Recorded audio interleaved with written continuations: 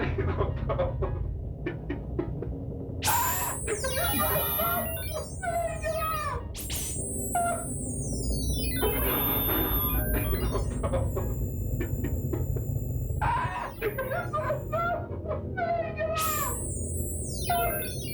was sitting there on Sunday morning in the chief of police's office at a large table.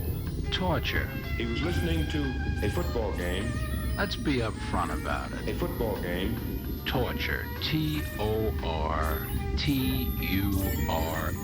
On the small transistor radio. That's the bottom line these days. And I had it very low.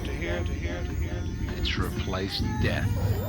Even teenagers kill themselves these days, along with the depressed and terminally ill. And I began to hear death's a release from pain and anxiety and humiliation. This very low, valued reward. Very low wailing sound. But the threat of death just isn't enough to control people, so the ante's been raised. Coming through the walls. Now, it's torture. Then it got louder. And high-tech torture at that. Then it got louder. And it was a moaning sound. As the technocrats say, it's functional. The chief of police told the colonel to turn up the radio. That's why everyone who's intelligent and unanesthetized enough to care has sort of put their life on hold.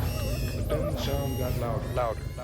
Underneath all the defensive layers of denial, turned to we're all afraid of being tortured, anguish, or homosexually gang raped, or having it happen to someone we care about.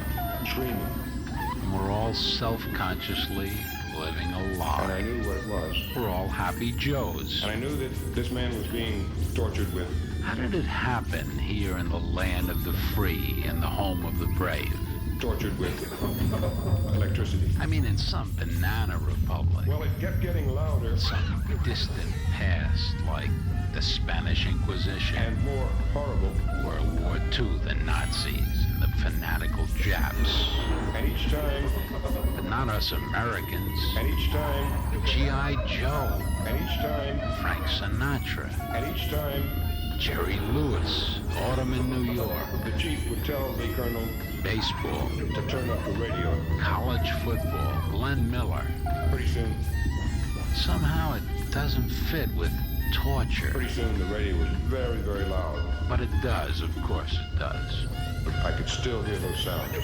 Because it was always a facade, the image of America. And now the facade has finally failed. Anguish. Like a burned out clutch. Screaming.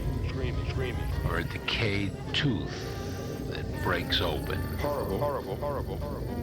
They both smell bad. Strange. Ominous. Going back to the office in the embassy, naturally I was speculating who that possibly could have been.